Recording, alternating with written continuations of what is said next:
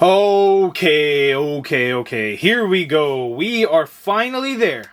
We're finally there. We got the Hasbro Marvel Legends series, the X-Men Nemesis Build-A-Figure Wave. Here we have the Build-A-Figure itself. So I got my full complete wave from ToySnowman.com. Unfortunately, at the time of this recording, the only figure still available to pre-order / order is going to be Cyclops and Husk. I believe Toy Snowman is expecting an additional shipment soon. So Husk and Cyclops are the only ones that are currently still available. All of the others have sold out, and they have some pretty cool figures in this wave. So make sure to go back, check out all my reviews for each one. I've at this point, I don't know what day this is going to be when it goes up live for recording. I think Wednesday night / Thursday morning midnight, I think, is when this video is going to go live, if I did the math correct in my head. But a solid wave of some pretty good figures. Fabian Cortez and Husk, for me, aren't that great. All the others I really like, even if Cyclops has a lopsided head and it's all warped and stuff like that. But here we have the Genocide. Well, the Nemesis Build-A-Figure. He goes by Genocide. This is Earth 616 version. It is not, Age of Apocalypse version there. So we have all the different pieces. We've got the torso. We've got the helmet. We've got the back piece. We've got this helmet attachment piece, which connects to the chest. We've got the legs. We've got the arms. And we have one additional hand because he's got this cannon for his right arm, and then he's got regular hand for the left. I mean, regular hand. He's only got, 3 fingers and a thumb. But that's what we got going on. So we're going to go ahead and build them. I'm going to go ahead and start it off now. But here I know is going to be the problem.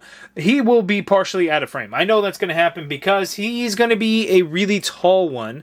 But let's go ahead and get into it. We'll start with the legs. It looks like here we have a right leg. So let's go ahead and port that on in.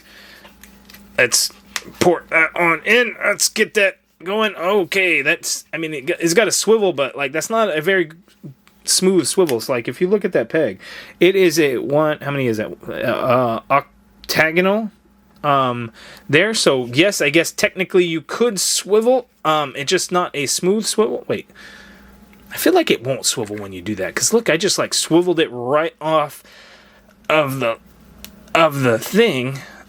So yeah, you could do it, but then that's how you do it. So look, look how tall. That's clearly going to be so far out of frame. It is ridiculous. So let's go ahead and adjust. All right, that's better. Now we'll actually be able to see, and kind of as we put it together, and you'll actually be able to see him, which is good. So now we'll go ahead and get that other leg, and I am really having to put a lot of force to be able to get his legs on there, which typically would not need to do, because usually, you could snap them on, but man, the octagonal, is that how you would say that? The octagonal shape makes it really weird, and then even for the swivel, it feels like I'm just eventually going to pull it off that leg, so it's kind of weird that they would have it that way. Let's go ahead with the arms. We're going to have the left arm here. Should I put the other stuff? No, we're just going to do the arm, because even if I need to adjust, I'm sure I could, right? It could probably come off. I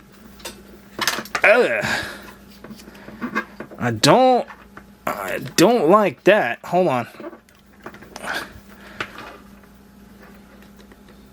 There's not a lot of wiggle room in there. Hold on. Let's see. Let's set us up right here so I can get a good grip in there to get that shoulder pegged in there. Okay, there we go. We got the left arm in there. Let's do this right arm. Where's that hose gonna plug? That hose has got to plug in somewhere. Oh, it'll plug into the back here. Okay, that's how we're gonna do it. So let's get into it. Just take the hose off for now, and let's set us up so we'll be able to do this. There we go. Let's get that right arm in there. Hopefully this one's a little bit easier. Yeah, okay, that one was a little bit easier, but I knew how to do it this go around there, so that is cool. Let's go ahead and attach the back piece, I guess. You got 3 little pegs and 3 peg holes in there, so we're going to be able to just kind of stick this on. Oh, you know what? I thought the hoses were going to go there, but I guess the hose will go to the side. Oh, no, this is going to port on. Okay, so let's get this back piece in there. That back piece is a very firm friction grip in there. So that is good. That thing is not going to be coming off. So I like that they did that. So nice and sturdy. Nothing to worry about there. Now, let's see. Do we do helmet first? So there's 2 peg holes on the shoulders. You can see those there. You got 2 pegs here for the helmet. So let's go ahead and try that first. Okay, peg that on there. That looks pretty good, pretty good. And then here, we're going to slip that in there. Okay, good. I did it right. So you got to put the helmet on first because this goes over the lip of that helmet there. And then you got to port these on into the side there. I can't tell if I got a firm grip into there or not. Oh, no. Okay, so you really got to force it all the way in. But it'll go all the way in. So let's see. Let's get that. Let me see if I can get some light in there. Because see how this one, I got that one all the way in. So this side, we should be able to get that all the way in too. But like the shoulder's kind of in the way. Like in terms of gripping. Ah, there, okay. Forced it in. So we're good. So we got that. That completes the look there. So that is really good. We've got that rubber hose. Let's go ahead and get that hose plugged back in there on the arm and under the bicep there. And then you can port this right on into there. So bam. So there we got it. We've got our Genocide, Nemesis, Holocaust, whatever you want to call them. But we've got them all set up. Somebody had commented something about this gun and if you could put it onto the other arm. It is not made to do that. So you can't like swivel it around. So even if you got another one of these arms and put it on that side, it would be backwards. It would be weird. So that's not something that you're going to want to. I mean, you could do it, but it does seem very odd to do that. But there we go. And that is looking pretty great. So let's go ahead and take a closer look at it and see how he moves and all that good stuff.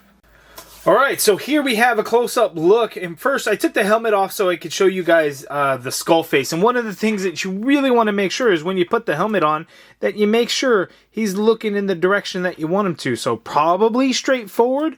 I initially had put it on, and then when I had looked at it, his head was like this. I'm like, why is he looking off into the side? Like, I want him to look straight. And then I also had thought, like, oh, am I going to have to take this collar piece thing off to get the helmet off? Because it, like, almost kind of locks it in place, but no, you can still take it off. No problem. Again, you want to make sure his head is looking straight. You can still put this helmet on and off. No problem. You just have to kind of work it underneath there, and then just kind of stick it on there, and then into the peg holes there. So that is not an issue. So just a heads up on that if you thought maybe it would, because I initially thought that was going to be a thing, but turns out it wasn't. But there we go. So we have Nemesis Genocide. Looks really good. I really like the design. You got that translucent orange plastic in there. So it really kind of gives it that like burning kind of look in there. Just kind of radiating energy, which is pretty cool. So looking at the figure, we get this nice like bronzish color kind of throughout the entirety of the figure, and some good sculpted details in there. A lot of dings, nicks, scratches completely throughout, which is really cool. Like right here, you can kind of see a little bit of a scratch mark in there. So that sculpted detail is 100% throughout the entirety of the figure. There's not a whole lot of paint on this guy, though. It is very minimal in terms of paint. Really, the only paint that you're going to see is a little bit of this orange that kind of goes throughout. So you got like on the shoulders, on the arm a little bit there, here on the torso, couple of spots right there, and then on the leg you get some there on the thigh, some on the side of the leg there on the side of the calf. Not a huge amount of paint. There just really isn't. Here on the blaster on the right arm, you get a little bit in there as well. But again, not a whole lot whatsoever in terms of paint. There's some dark gray in there in that torso, and then inside the legs, things like that, and then along the feet and the ankles, and then the arms, the hand there. But yeah, that's really it. The blaster, as you can see there, the blaster looks pretty cool. We don't get a blast effect piece.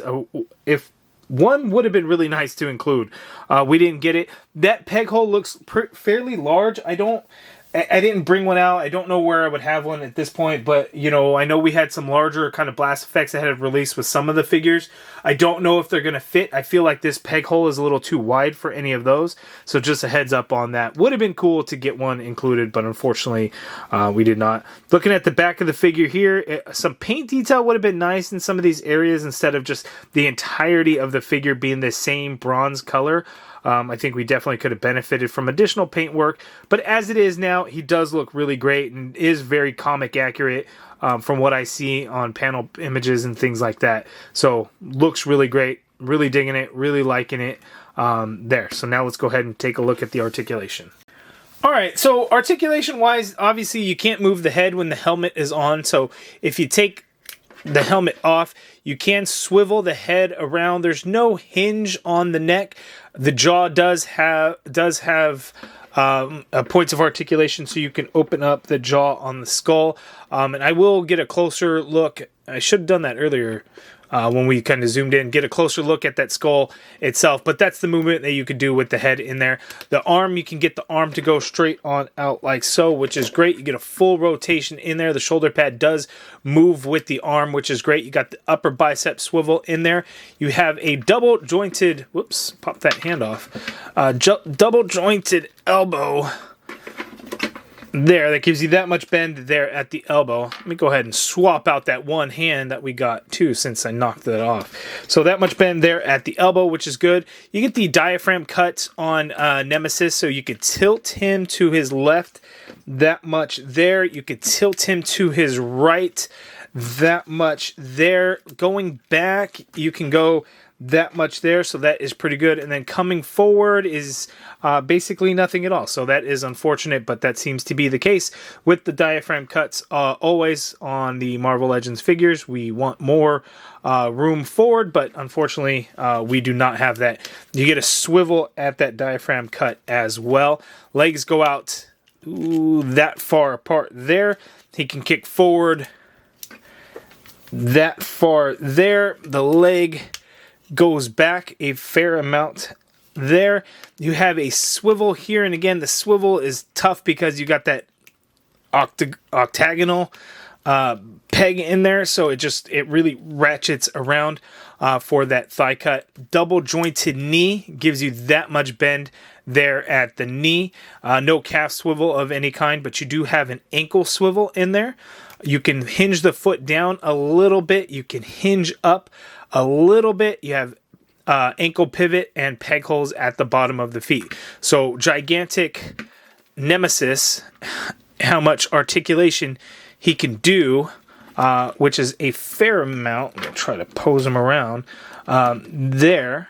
So if you wanted to get him to fire off, that cannon, you could do that. I wish we would have gotten some kind of blast effect.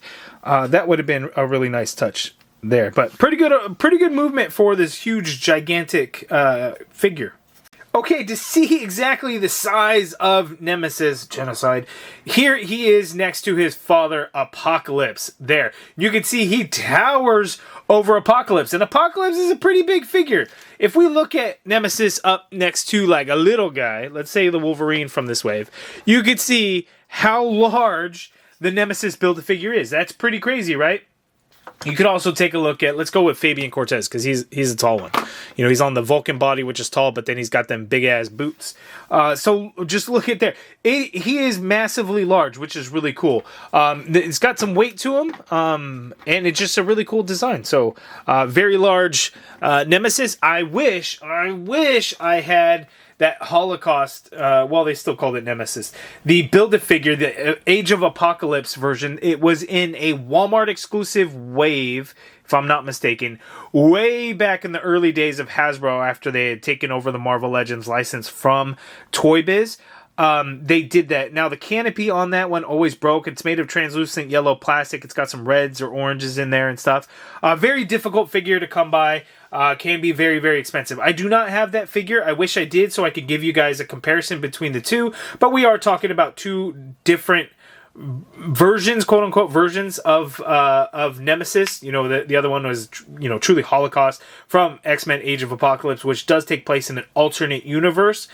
Here we have Genocide version of Nemesis. He actually goes by Genocide, not Nemesis. Nemesis is like the toy name, but this is the 616 version, so that's what we got there. Very steampunk looking design, but it is very cool. Again, not a lot of paint detail. I don't know that it necessarily needs a lot of the paint detail. Would be nice.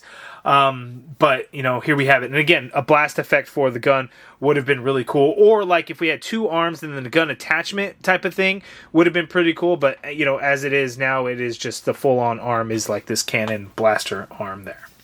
Trying to set kind of the mood, looking at some pretty cool images of Genocide Nemesis, and you know, one of those is, you know, he's got his blaster. It's like doing the superhero pose, landing pose, and then he kind of has his blaster to the ground and stuff. And I'm kind of trying to recreate that here. It is a little bit difficult. Obviously, he can't get him into a nice, clean superhero landing pose just because he's a very large figure, large character. The legs just won't give you the movement up to be able to kneel down properly. So I was able to kind of do some things and kind of set the mood a little bit, the best that I can.